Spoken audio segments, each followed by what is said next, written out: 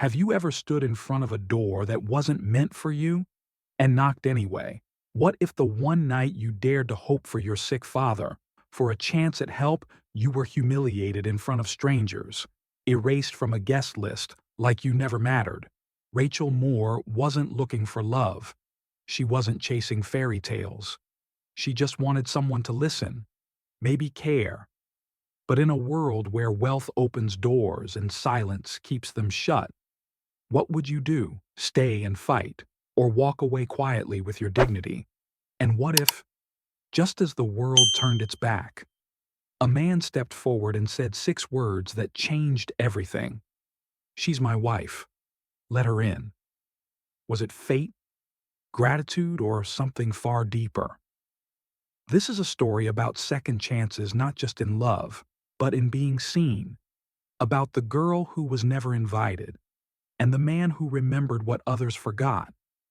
If you've ever been overlooked, dismissed, or told you weren't enough, this story is for you. Grab a warm drink, take a breath, and lean in. And before we begin, don't forget to like, share, and subscribe to Shining Stories for more tales that speak to the quiet corners of the heart. The wind that night had a bitter edge, not the kind of cold that made you shiver, but the kind that made you feel invisible. Rachel Moore stood on the edge of the marble steps leading to the Regency Grand Hotel, a place where women in silk gowns floated like music, and men in tuxedos moved like they owned the world. She was neither, she knew that, but she was here. In her trembling hands was an envelope thick, cream-colored, with embossed gold lettering. Her name wasn't printed on it. In fact, her name wasn't printed anywhere, and maybe that was the problem. She clutched the invitation close to her chest as the doorman gave her a quick, dismissive glance. A black-gloved hand gestured toward the check-in booth inside. Rachel nodded, her knees stiff beneath the navy blue dress she had borrowed once her mother's, now slightly loose at the waist, held together by 3 safety pins. The heels she wore pinched her toes. She hadn't worn them since her college roommate's wedding 5 years ago. Her coat was too thin for this time of year, but she'd left the better one for her father, who always felt cold now. Even in spring, inside, the lobby glowed golden. Chandeliers hung like glass gardens overhead, their lights pooling onto marble floors where laughter and perfume lingered. Rachel stepped into line at the check-in table. She could feel the eyes, not sharp like knives but soft like judgment, the kind that doesn't shout, the kind that whispers, "You don't belong here." When it was her turn, the woman behind the desk barely looked up. She wore a black blazer and a tight chignon, and her voice was coated in velvet and steel. "Invitation." Rachel handed it over, her fingers brushing the edge like it might disappear. The woman scanned it, then tapped a tablet. Her brow tightened. "I'm sorry," she said. Not unkindly, but certainly not kindly either. "This ticket is issued to Lisa Wallace." "You're Rachel Moore," she replied softly. "Lisa gave it to me. She couldn't come." The woman's eyes lifted now, studying Rachel's face like she was a math problem with no solution. "I'm afraid it's non-transferable," the woman said, lowering her voice but not her tone. "We have protocols." Rachel felt her breath hitch. "I understand. I didn't know." "I thought." A man in line behind her cleared his throat. Another glanced at his watch. The air grew heavier. The woman handed the envelope back, her smile thin and forced. "I'll have to ask you to step aside." Rachel stepped back, but not before a voice, loud and close, whispered. She probably thought it was an open bar. A soft ripple of laughter followed. Rachel's cheeks burned. She didn't look at them. She couldn't. She turned and walked slowly toward the doors. But something in her stopped at the threshold. She looked back once. The music still played inside. Laughter still flowed like champagne. And she stood there like a smudge on a canvas too expensive to touch. She told herself it didn't matter, that she knew this might happen, that she'd tried. But something inside her cracked not loudly, not all at once, just a quiet shift, the kind of shift that comes before everything changes. And just then, a car pulled up outside, black, polished, with a presence. The driver stepped out first. Then the back door opened, and out came the man who would change everything. Long before she stood in front of that ballroom, long before her name was erased from the guest list, it had already been erased from so many other places. Rachel Moore lived in a one-bedroom walk-up on the edge of South Philly.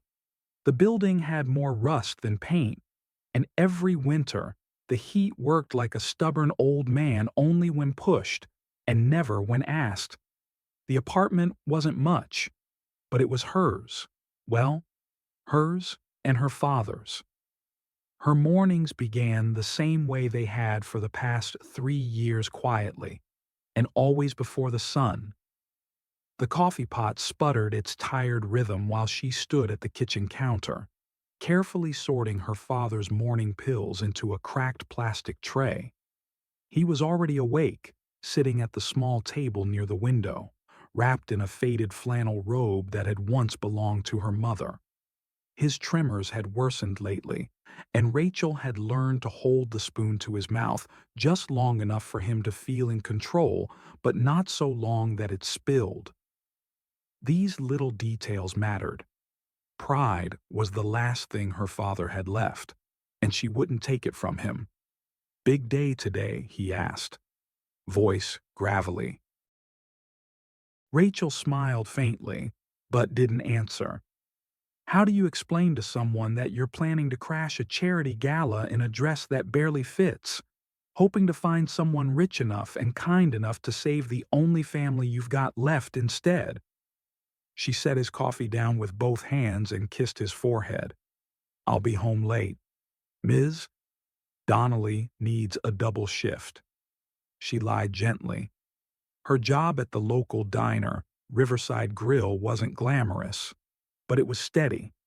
She worked 6 days a week, sometimes 7, and always the early or the late shifts. People came in for eggs and gossip, or for coffee and silence.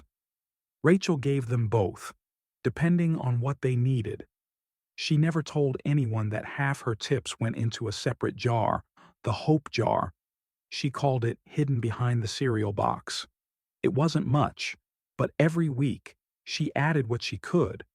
She'd started it when her father was first diagnosed with Parkinson's. At first, the jar was for home care, then for medication. Then, as the insurance shrunk and bills grew, it became a lifeline to nowhere. Still, she kept adding to it, because stopping felt too much like giving up. Some nights, after work, she'd sit in the apartment's only armchair and tutor kids from the neighborhood. Algebra, mostly. Some reading. Anything to earn a few more dollars. She didn't advertise just helped when people asked. It was more than money, really. It was connection. She liked being useful, but it was tiring. Somewhere between caring for her father, scrubbing dishes, and correcting math homework, Rachel had forgotten what her own dreams once were. Nursing school, maybe, or art. She used to draw sketch people on the subway, or faces she'd see in diners, lost in thought. But now, the only lines she traced were on utility bills, due notices, and prescription refills. Still, she endured, quietly, steadily, with a kind of resilience that doesn't get applause, only survival. It was during one of these tutoring sessions that Lisa Wallace walked back into her life.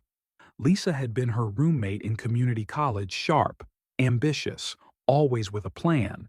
She'd gone on to business school in New York and now worked for a big investment firm. That day, Lisa had shown up in her leather coat and new boots, smelling like peppermint and purpose. They talked for a while about old times, about her job, about how fast things had changed. Then, just before leaving, Lisa pulled an envelope from her purse and held it out. "This is for you," she said. "Grayson Holdings is throwing a charity gala this weekend. It's mostly for show, but the people there, they've got money. Rachel, real money." Rachel took the envelope, confused. "Lisa, I can't go to something like that." Lisa just smiled. "You should. You never know who you'll meet." Rachel had laughed at the time, but later that night, long after her father had gone to sleep, she sat at the table alone, turning the envelope over and over in her hands. Her thoughts were a tangle of doubt and desperation. The gala wasn't for people like her, but what if for once she pretended it was? What if someone there could help? The next morning, she opened her closet and stared at its modest contents. Nothing shimmered, nothing flowed, just her father's coats, her mother's old dresses, and a few uniforms that smelled of grease and bleach. She reached for the navy blue dress at the back. It was old and simple, a little worn at the cuffs, but it had been her mother's favorite, and somehow, Rachel thought that mattered. She tried it on. It fit not perfectly, but close enough. She pinned the sides, brushed her hair, and stood before the mirror. For a moment, just a moment, she saw herself not as the girl cleaning tables and counting coins, but as someone with purpose, with poise, with a reason. She still didn't feel like she belonged, but maybe belonging wasn't something you waited for. Maybe sometimes you just had to walk in and claim it. The envelope sat on her kitchen table for 2 days, untouched. Each time Rachel walked past, she glanced at it the way you look at something you're not sure you deserve to touch, like a wedding dress in a store window, or a letter from a life you once dreamed of. She had no idea what people wore to charity galas. She imagined dresses that floated like clouds and shoes that didn't pinch, people who knew which fork to use, how to talk without effort, people who had never worked a double shift or fallen asleep beside a dialysis machine. And yet, she kept the envelope. It wasn't about her. Not really. That night, she found her father asleep in his chair, his hand curled around the TV remote. The room was dim, the old lamp beside him casting a soft glow over the framed photo on the wall, her parents on their wedding day. Her mother looked radiant, not because of the dress or the flowers, but because of the light in her eyes, the same light Rachel remembered, right before the illness took it away. Rachel sat down on the floor beside the chair and rested her head against the worn cushion. She whispered, more to herself than to him, "If there's even the smallest chance someone there might help, shouldn't I try?" The next morning, she took the envelope out and opened it. The invitation was printed in embossed black ink on heavy ivory cardstock. "You are cordially invited to the annual Grayson Holdings Benefit Gala in support of community healthcare initiatives. Saturday, 7:00 p.m., Regency, Grand Hotel Ballroom, Philadelphia, formal attire required." Her hands trembled slightly, not out of fear, but out of something quieter, a trembling kind of hope. She placed the card gently into her purse, next to a folded one-page document she had typed up the night before, a short, simple summary of her father's condition, the cost of his care, and the program they were trying to enroll in. She didn't know who she'd show it to, maybe no one, but it made her feel prepared, as if hope could be stapled and folded neatly into a handbag. Now came the hard part. Rachel stood in front of her closet once more, her fingers grazing the navy blue dress she had tried on days earlier. It still smelled faintly of lavender and thyme. She held it to her chest for a long moment before slipping it on. It fit like memory, soft in some places, tight in others. The hem was still a little frayed. She trimmed it as carefully as she could. The waistline needed help, so she reached into her old sewing kit and adjusted it with a few quick stitches. Safety pins for backup. She brushed her hair, pinned it behind her ears, and stared at herself in the cracked bathroom mirror. There were lines around her eyes that hadn't been there 3 years ago, a tiredness behind the smile she practiced. But there was something else, too, a quiet strength, like a candle refusing to go out. Rachel dabbed a touch of lipstick on the one shade she kept in the drawer for weddings and funerals. She blinked at herself once, then turned away, before she had time to doubt. It was 6:12 p.m. The cab she called was late. Of course it was. But by 6:40 she was on her way. The driver didn't speak, just glanced at her in the mirror once, as if trying to figure out where she belonged. She didn't answer the question. She wasn't sure herself. They pulled up to the Regency Grand at exactly 6:57. The lights outside shimmered. People arrived in sleek cars, helped by driver in coats that cost more than Rachel's rent. She stepped out slowly, careful not to catch her heel in the door. Her purse felt heavy, though there was almost nothing inside. Rachel stood on the sidewalk for a full minute, heart hammering so loud she thought people might hear it. A woman in a green silk gown brushed past her, laughing into the arm of a man who looked like he hadn't laughed in a decade. She took a breath, then another. "Okay," she whispered. "Just walk." She stepped toward the grand marble steps, holding the invitation like a passport to a world that had never invited her in. Each footstep echoed, too loud, too real. Inside, chandeliers dripped golden light onto velvet rugs. Waiters carried silver trays like they were born with them in hand. Rachel walked slowly toward the check-in desk, where a small crowd had gathered. The invitation was ready in her fingers. She didn't know what would happen next, but she was here, and sometimes that had to be enough. The ballroom shimmered like a distant constellation, golden lights, floating in air that smelled of perfume and power.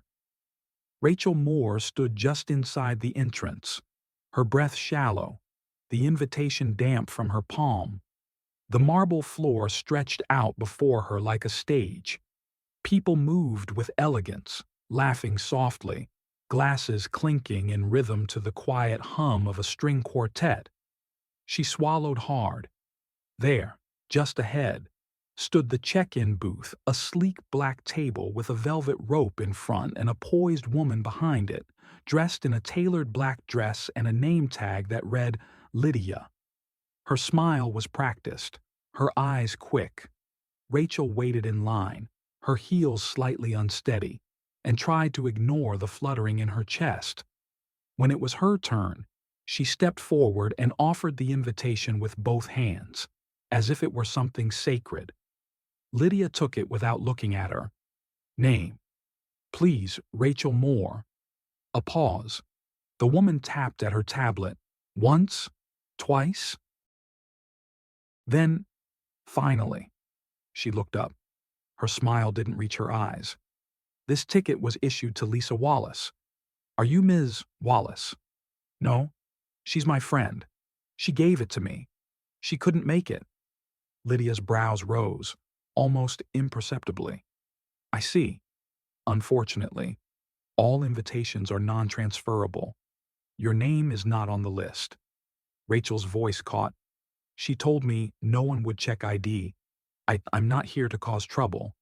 I just—" She trailed off. Behind her, someone sighed loudly. A man leaned toward his wife. Typical. Thought it was an open buffet. His wife chuckled and whispered something behind her glass. Rachel didn't catch the words, but she didn't need to. Her ears were already burning. Lydia cleared her throat and leaned closer. her voice lower now, but no softer. "Ma'am, I'm going to have to ask you to step aside." Rachel opened her mouth, then closed it. Her fingers tightened around the strap of her purse. "I'm sorry," she said quickly. "I didn't mean to. I just wanted to ask if maybe someone from the foundation would speak to me. I have just one page," but Lydia was already shaking her head. "That won't be possible." Rachel took a half step back. "Could I just stand inside for a moment? I won't eat or talk to anyone." "I'm not trying to pretend, ma'am." Lydia's voice hardened. "If you don't leave the line, I'll have to involve security." A man in a black suit, earpiece glinting under the lights, approached silently from the side. He didn't touch her, but his presence was enough. Rachel felt the air change. Someone behind her took out a phone. The faint click of a camera shutter sliced through the quiet like a blade. She turned, slowly, her legs leaden, and walked toward the grand doors where she had entered minutes before. Her cheeks burned, her fingers tingled, and all she could think was, "I should have known. I should have known this wasn't for me." Outside, the spring air felt colder than it had earlier. She stood beneath the hotel's archway, blinking into the night, her hands clenched around her small handbag. The invitation, now worthless, hung from her fingers like a mistake. A couple passed by, their eyes glancing, then looking away. Rachel stared at her reflection in the glass door. The frayed hem, the safety-pinned waist, the borrowed lipstick. She had thought maybe, just maybe, she could fake her way through one night. She hadn't prepared for this kind of humiliation. She stepped away from the doors and stood near the edge of the sidewalk, the city lights blurring behind the tears she tried not to shed. And that's when she heard it. A car door closing, a voice, sharp and low, cutting through the hush like a sudden gust of wind. "What's going on here?" She turned slowly. A man stood a few feet away, tall, composed, dressed in a classic black tuxedo that seemed to command the light around him. His eyes steel blue and steady locked on hers. And Rachel felt her breath catch in her throat, because in that instant, though she'd never seen him up close before, she knew exactly who he was. Andrew Grayson, founder and CEO of Grayson Holdings, the man whose name was printed on the very invitation that had just been used to cast her out. The crowd quieted. Lydia stepped outside, clearly flustered. "Mr. Grayson, good evening." "There was a small issue, this woman. She's not on the list." Andrew didn't look at her. His eyes were still on Rachel. And then, in a voice clear and calm, he said 5 words that would change everything. "She's my wife. Let her in." For a moment, no one spoke. The marble steps of the Regency Grand, so recently filled with laughter and chatter, fell into a hush so thick it was almost reverent. Rachel Moore blinked, certain she'd misheard. The words echoed in her mind, out of place. Surreal. "She's my wife." Lydia, still holding her tablet like a shield, stared at Andrew Grayson as though someone had flipped the script and forgotten to tell her. Mr. Grayson," she stammered. "There must be some mistake. Her name wasn't, I didn't ask for the guest list." Andrew said. His voice was calm, but it carried the weight of command. "She's with me. That's all anyone needs to know." Rachel's mouth opened slightly. The breath caught between disbelief and alarm. This man, a stranger until 30 seconds ago, was standing between her and a crowd that had moments ago laughed as she was turned away. And now he was shielding her, lifting her name from the sidewalk and placing it back under the lights. But why Andrew turned to her then? His expression softened just enough, the steel in his gaze giving way to something else. Recognition. as if she were not a stranger at all. He stepped toward her. "Are you okay?" he asked quietly, only for her to hear. Rachel stared at him, her voice stuck in her throat. She managed a single nod. "Good," he said, offering his arm. And just like that, he led her past Lydia, past the velvet ropes, and through the gleaming glass doors of the ballroom. Inside, conversations quieted, heads turned. The string quartet didn't miss a note, but there was a subtle shift in the air, the way people watched, the way they whispered behind flutes of champagne. Andrew Grayson, the man whose name built half the skyline of this city, had just arrived with a woman no one recognized in a dress with a frayed hem and borrowed heels. But he walked with her like she was royalty, and she walked like someone trying not to fall apart. They didn't speak as they crossed the room. Rachel's heart pounded so hard she could feel it in her ears.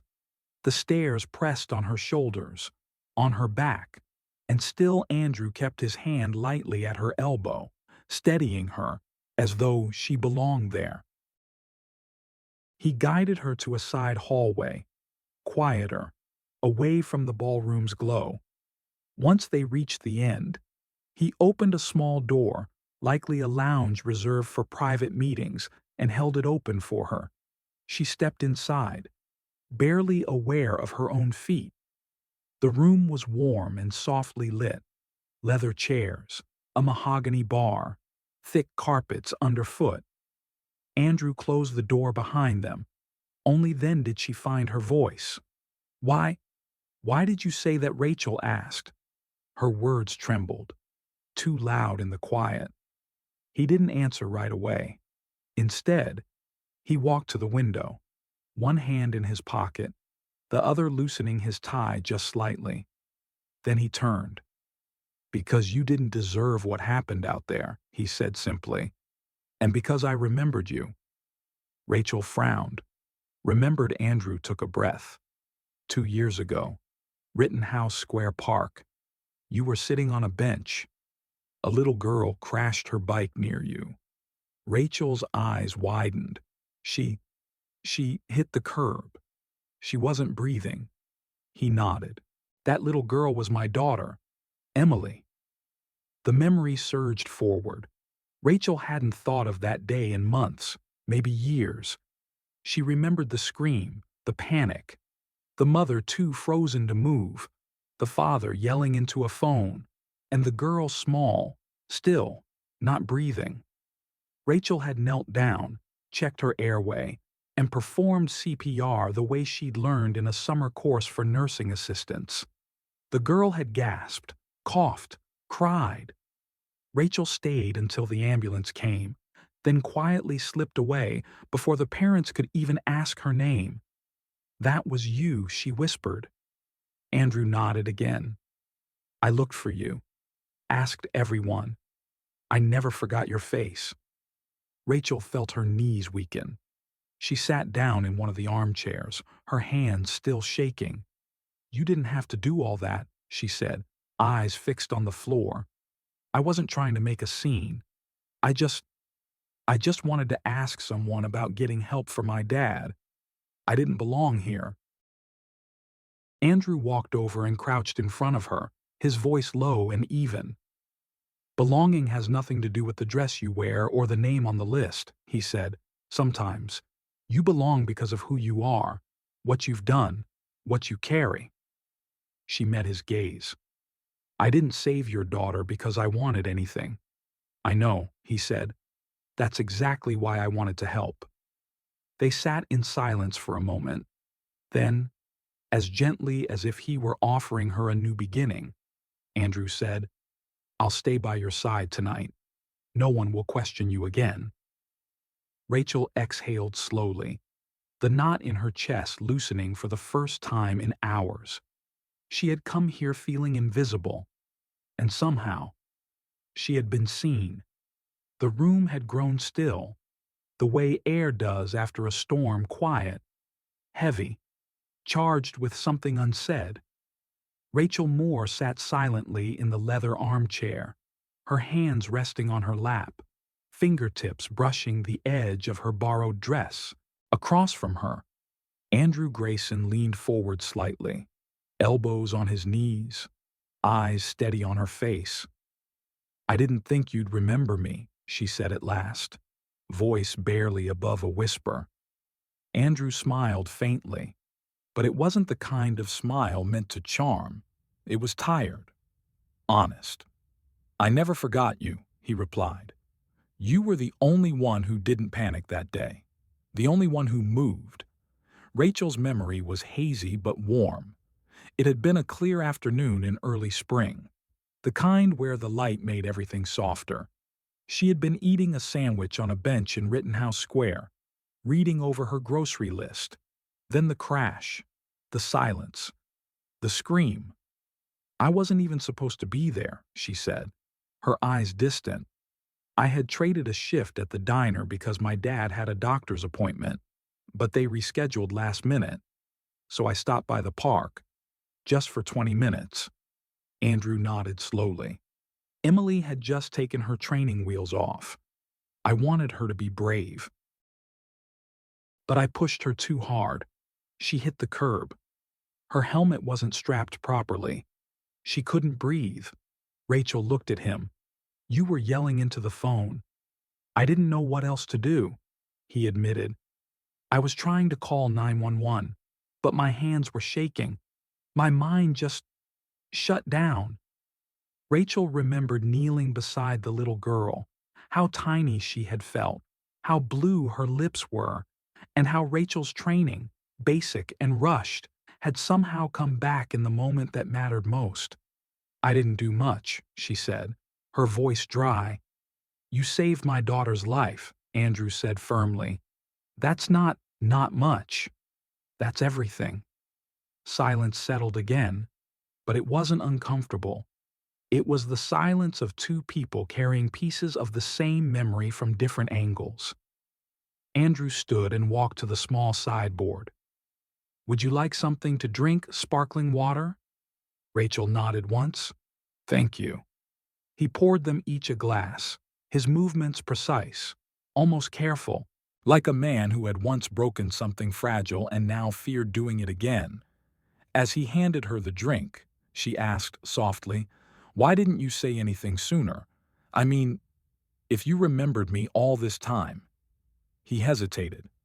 "I tried to find you. I asked the paramedics, but no one knew your name, and I didn't want to reduce you to a headline or owe you something out of guilt." Rachel tilted her head, curious. Andrew continued, "But when I saw you tonight standing out there alone, being spoken to like you didn't belong, I realized I'd been given a second chance, not to repay you, but to stand where someone else failed to." Rachel looked down at the glass in her hands. The bubbles had stopped fizzing. "I wasn't trying to crash your event," she said. "I just hoped someone inside might know about funding assistance. My dad, he has Parkinson's. We can't keep up with the treatments. And I've been doing everything I can, but—" She trailed off, afraid of sounding like she was asking for something. Andrew didn't interrupt. He let her finish, let the words land. When she looked up, she expected pity in his eyes. But there was none, only respect. "You shouldn't have to go through that alone," he said. She exhaled, a breath she hadn't realized she'd been holding since the moment she stepped into the ballroom. "Neither should you," she replied quietly. That surprised him. He chuckled once, softly. "You'd be amazed how alone you can feel at the top." Rachel gave him a sad smile. "No, I wouldn't." They both laughed, and for the first time, it wasn't nervous or strained, it was real. Something shifted in the space between them, then not romance, not yet, but recognition. A quiet sense that they understood each other in ways that had nothing to do with money or background or borrowed dresses. Andrew stood again. "The night isn't over. If you'd like to stay, you're welcome. As my guest, or my wife." If that's what keeps the peace? Rachel laughed softly, shaking her head. That was dramatic. By the way, he smiled. It worked. She paused, her hand resting on the arm of the chair. All right, she said finally. I'll stay. But I'm still not drinking champagne. He extended his arm again, just as he had outside. This time, she took it willingly. And as they walked back into the light, Rachel no longer felt like a fraud in borrowed heels. She felt like someone who had a reason to be here, even if she didn't fully understand it yet. The Grayson estate sat on the quiet edge of Chestnut Hill, tucked behind old stone walls and winding trees. It was not the kind of place Rachel Moore ever imagined herself in, not even in her wildest, most impossible dreams. The first time she saw it, she thought it looked like a photograph from a magazine tall windows. Ivy climbing along the stone facade, a garden trimmed with a precision that made her feel like walking on the gravel might break something sacred. She arrived the morning after the gala, unsure of how long she would stay. Andrew had offered her a small guest house behind the main building. It's quiet, he said. You can come and go as you please. Rachel had nodded, unsure what to say. She didn't feel like a guest. She felt like a question mark, like a page someone had added to a book mid-story. The guest house was warm, though sunlight came through the tall windows in thick, gentle slants. There were fresh flowers in a vase on the table. Someone must have put them there before she arrived. On the desk was a small welcome note in neat handwriting. Emily had drawn it.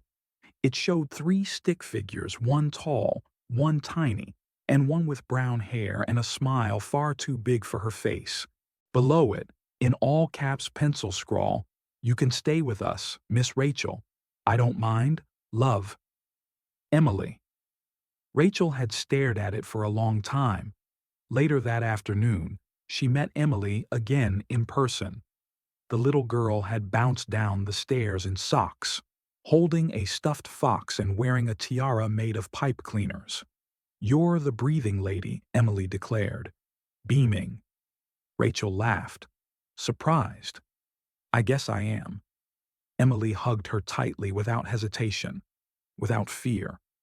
And just like that, Rachel belonged to her. Each day followed a kind of rhythm. Rachel helped with Emily's reading after preschool, walked with her around the garden paths, played board games she hadn't touched in years.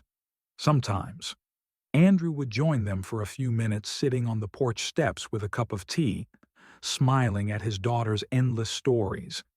In the evenings, Rachel would return to the guest house, cook simple dinners, and call her father. He was doing better lately, thanks to a neighbor who helped bring groceries. "You sound happy," he said one night.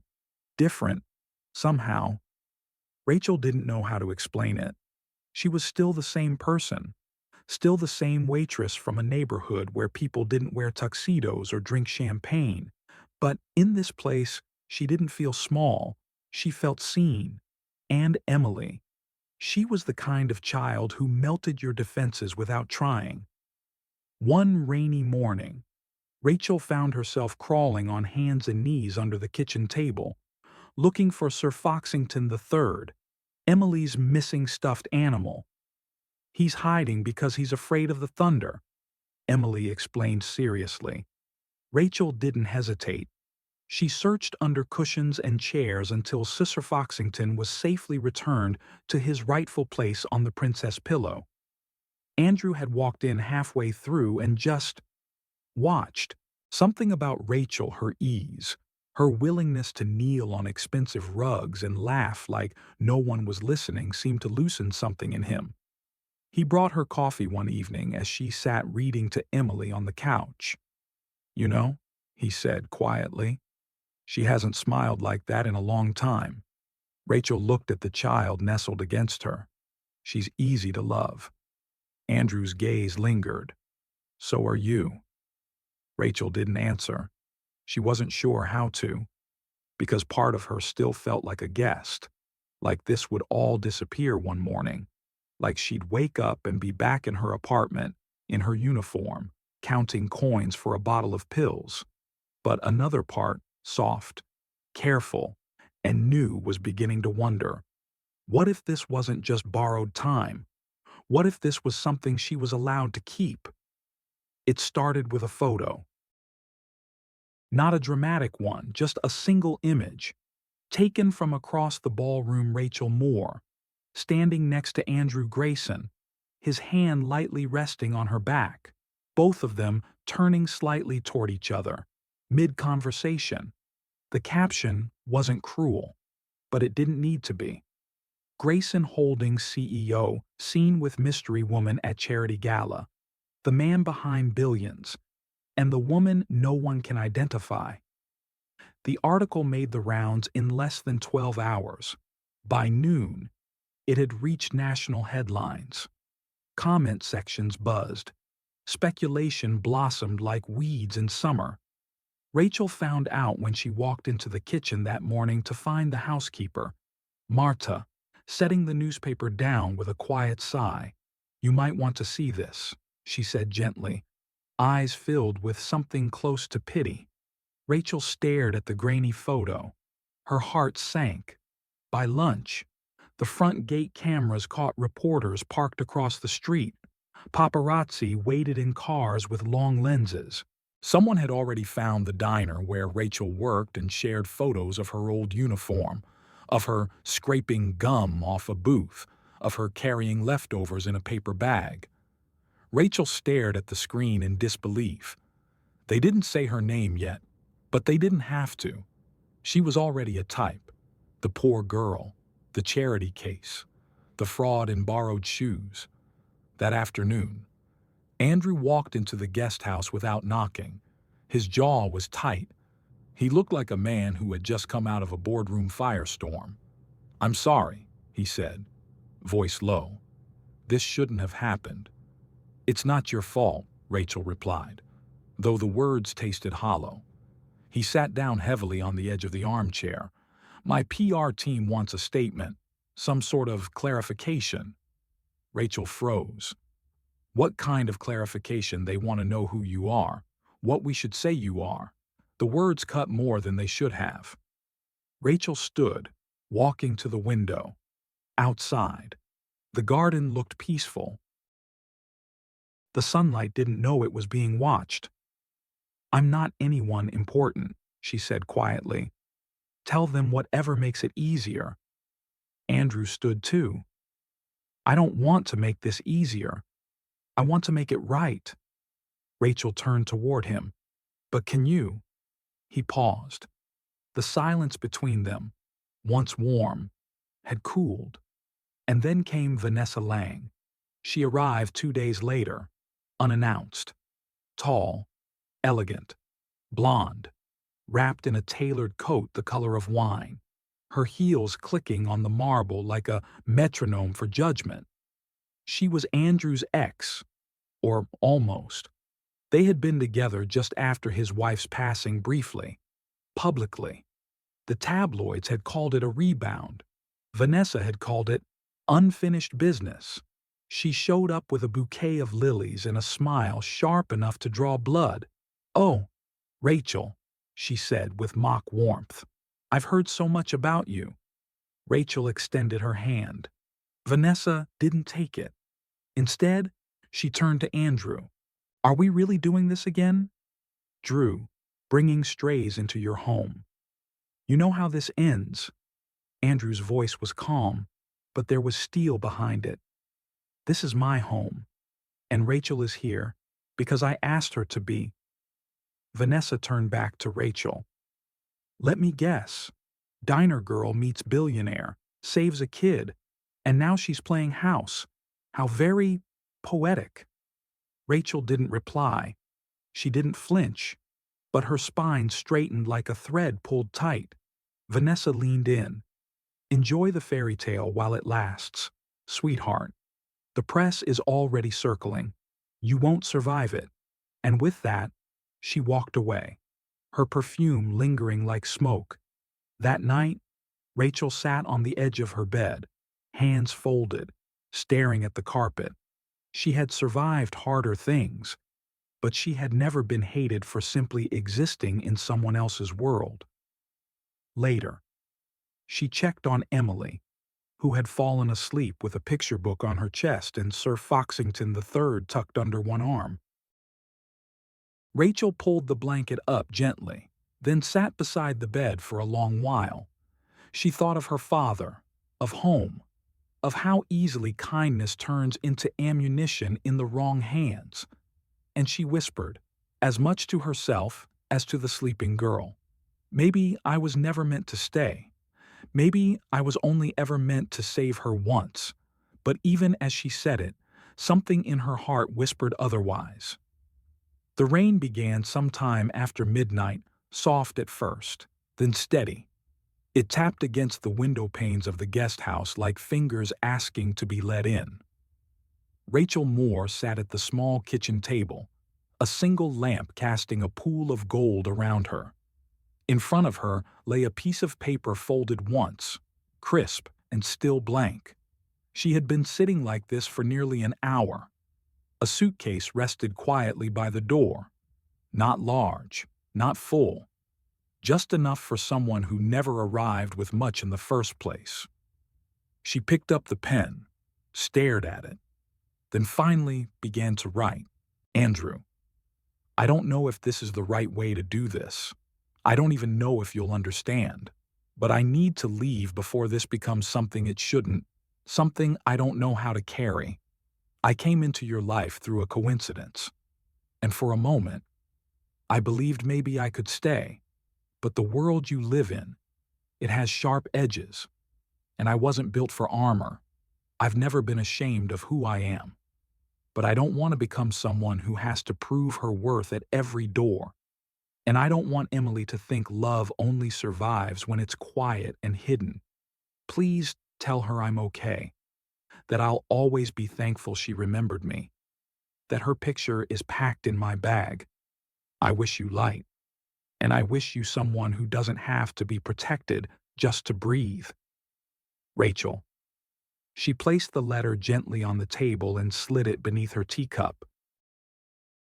Then she moved silently through the room, her fingers brushing the edges of the furniture one last time, as if memorizing the shape of a borrowed life. Before she left, she stepped into Emily's room. The child was still fast asleep, her breathing even, her little hands curled under her cheek. Rachel bent down, kissed her temple. "Thank you for seeing me," she whispered. She didn't take anything that didn't belong to her, only the picture Emily had drawn, the one with the 3 stick figures and the 2 big smile. At 3:14, Rachel walked out into the rain. No one saw her leave. No one stopped her. And maybe that was the hardest part of all. Andrew found the letter the next morning. He was heading to the guest house, coffee in hand, planning to invite Rachel to a late breakfast. But when he opened the door, the room felt wrong, still, too clean, too quiet. He noticed the suitcase was gone. Then he saw the paper beneath the teacup. He didn't sit down to read it. He stood there, the rain still clinging to the edges of his coat, as her words unfolded in his hands. And with each line, something tightened in his chest. He thought of all the things he hadn't said, all the ways he'd failed to reassure her, all the moments he assumed she'd know she was wanted without ever saying so. And by the time he finished reading, one truth rang louder than the rest. She hadn't run away. She had chosen to let go, so he wouldn't have to.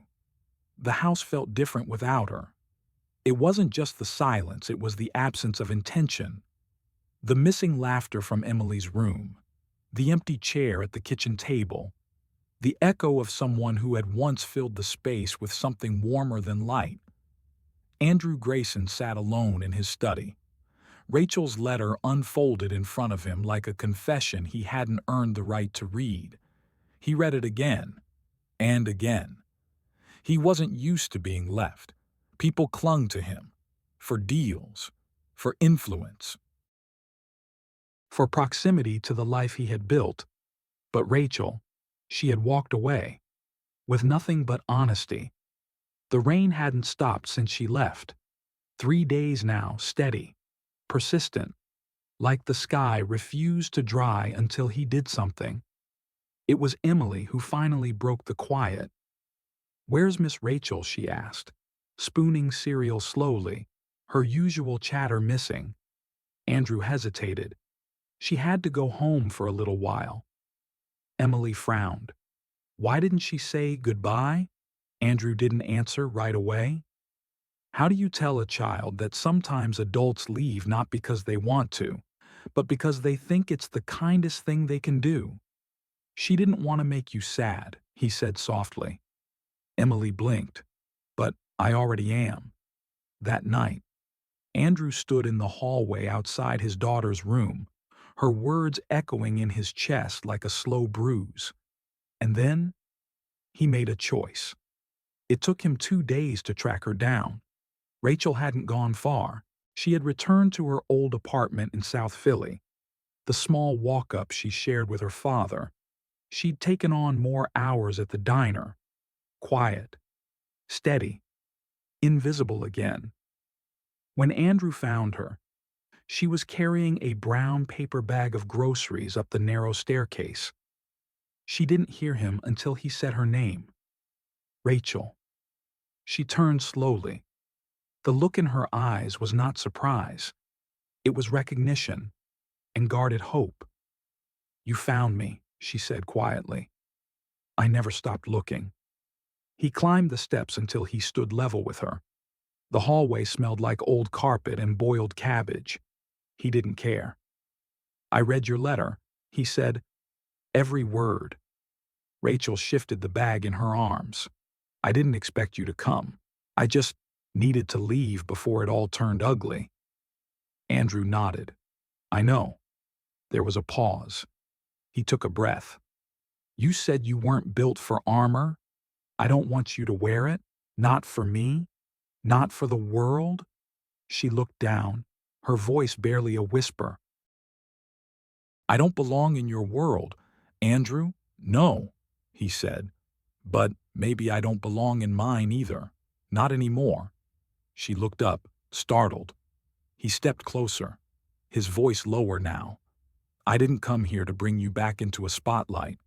I came because I miss the way your voice calms my daughter, because I miss the sound of your laugh in the garden, because I don't want to go one more day knowing you're out here thinking you were just a moment in passing. Rachel's eyes filled slowly. You can't fix everything, she said. I know, he replied, but I'm willing to stay when things break. That was the moment she exhaled, long, trembling. You didn't need to come here, she said. Yes, I did, he answered. Then he held out a small envelope. Inside it was a drawing. 3 stick figures. One taller now, one smaller, and one with a tiara and a fox. Beneath it, in Emily's handwriting, please come back. I miss you. I love you. Emily and Sir Foxington III. Rachel smiled through her tears, a quiet, true smile. And when Andrew reached for her hand, he didn't pull. He simply waited. And this time, she didn't let go. The car ride back to Chestnut Hill was quiet. Rachel sat in the passenger seat of Andrew's sleek black sedan, her fingers resting lightly on the envelope that held Emily's drawing. Outside the window, the world passed by in a blur of spring rain and blooming dogwoods, a city shaking off its winter skin. She hadn't packed anything. There had been nothing to pack, just herself. And that, somehow, finally felt like enough. When they arrived at the Grayson estate, the gate opened slowly, as if even it had missed her. The gravel crunched under the tires like a whisper. Marta met them at the door with a smile too wide to be just polite. "She's been asking for you every day," she said gently. Rachel stepped inside, her heart pounding like it had that first night when she thought she didn't belong. Only now, it felt different. She wasn't entering someone else's world. She was returning to her own story. Emily came barreling down the stairs, sock-footed and breathless. "Miss Rachel," she squealed, flinging herself into Rachel's arms. Rachel laughed as she caught her, lifting the girl easily off the ground. "Hey, Foxington princess. I missed you too." Emily pulled back just enough to look at her.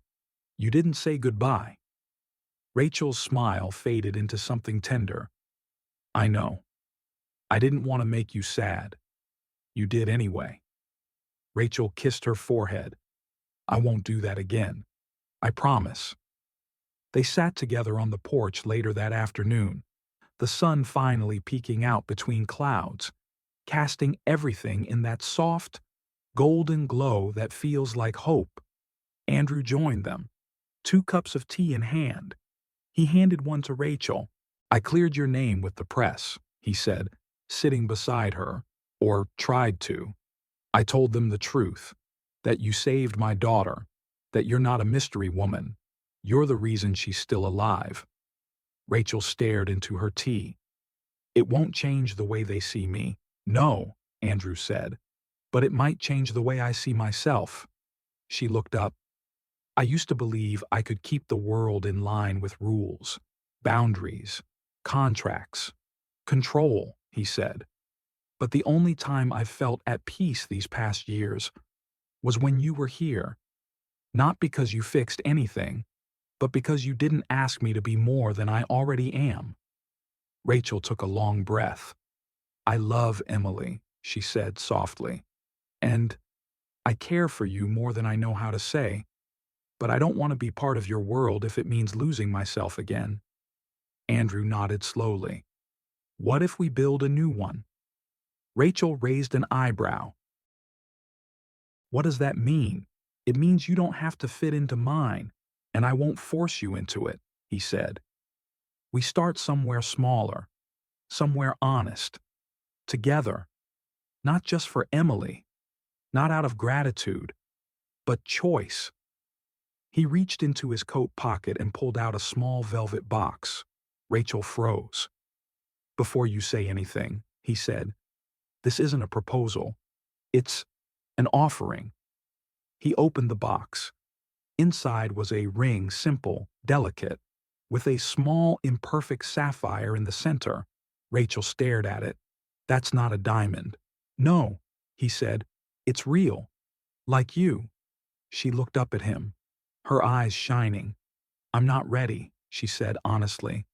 Andrew nodded. "I'll wait." A moment passed. Then, softly, she asked, "What happens now?" He smiled. "We live." That night, Rachel stood in the garden alone for a while, barefoot on the cool stones. Above her, the sky had cleared, and stars were beginning to show their quiet faces. She thought about the girl who once knelt beside a stranger's daughter in a city park. She thought about the version of herself who stood outside a ballroom, trembling, ashamed. And she thought about the woman she was now still healing, still scared sometimes, but finally, whole, behind her. The light from the house glowed like a promise, and for the first time in a long, long while, Rachel walked toward it without fear. 3 months passed. Summer had settled softly over Philadelphia. The trees were full, the air sweet with the smell of cut grass and blooming roses. In the garden behind the Grayson estate, the world moved slowly, intentionally, like it finally understood the beauty of pause. Rachel Moore stood barefoot in the grass, holding a pitcher of lemonade in one hand, her sundress fluttering slightly in the breeze. On the table beside her, slices of peach pie cooled on a ceramic plate. Inside the guest house, which had become less of a guest space and more of a her space. Books lined the shelves. A plant she hadn't managed to kill yet sat cheerfully by the window. One wall bore a framed copy of Emily's drawing, now preserved like art. Emily, now 6.5, ran in circles chasing a butterfly, her giggle echoing like a song only she knew the words to. Andrew sat on the steps of the porch, watching both of them. He was dressed casually, his sleeves rolled up, shoes off. The version of him the world rarely saw. He caught Rachel's eyes and smiled. She smiled back. They hadn't rushed anything. Rachel hadn't moved into the main house. She still worked part-time at the community clinic down the street, helping families navigate healthcare paperwork and insurance mazes. It was messy, sometimes thankless, but it mattered. Andrew kept his work separate, but he came home earlier now. He cooked sometimes badly and burnt toast at least once a week. Emily called it Daddy's signature dish. They still hadn't talked about marriage again, but the sapphire ring sat quietly in a dish by Rachel's bedside, where it didn't need to prove anything. It just waited, like he did. And that was enough. That evening, they sat under the string lights hung across the porch beams. Emily had fallen asleep in Rachel's lap, Sir Foxington III squished under one arm. The stars above blinked quietly. The world, for once, didn't ask them to explain anything. Rachel looked at Andrew. "You know what I used to think happy endings looked like?" He raised an eyebrow. "Ball gowns and glass slippers." "No," she said, smiling. "Just silence. Not the kind that hurts. The kind that feels like breathing." Andrew leaned closer. "This kind," she nodded. "I used to think I had to be everything for everyone," he said. "Turns out, I just needed to be enough for the people who mattered." Rachel looked down at Emily, still curled against her. Then back at him. "You are," she said. So was she. They didn't kiss. They didn't need to. The porch light flickered once, then steadied. Inside the house, the windows glowed warm. And outside, in the quiet where everything had once gone wrong, a woman who had once been turned away now sat holding her whole world in her arms, not because she forced it, not because she pretended, but because she stayed kind, even when it hurt. Sometimes, the cruelest wounds aren't loud. They come from silence, from being ignored, judged, or told without words that you don't belong. Rachel didn't ask to be seen as special. She just asked not to be made invisible. And maybe that's what we all want. In the end, not applause, not rescue, just to be treated like we matter. This story isn't just about love between two people. It's about the quiet courage to walk away when the world says you're not enough, and the even greater courage to come back when someone finally says, "You are?" But how many Rachels still stand outside? How many doors stay shut? Simply because someone doesn't fit the mold. We hope this story touched something in you, a memory, a quiet ache, a moment where you, too, felt left out and hoped someone might reach back. If this story moved you, made you think, or reminded you of someone who deserves to be seen, please like, share, and subscribe to Shining Stories. Because sometimes, the smallest story can open the biggest door, and maybe the next story we tell will be yours.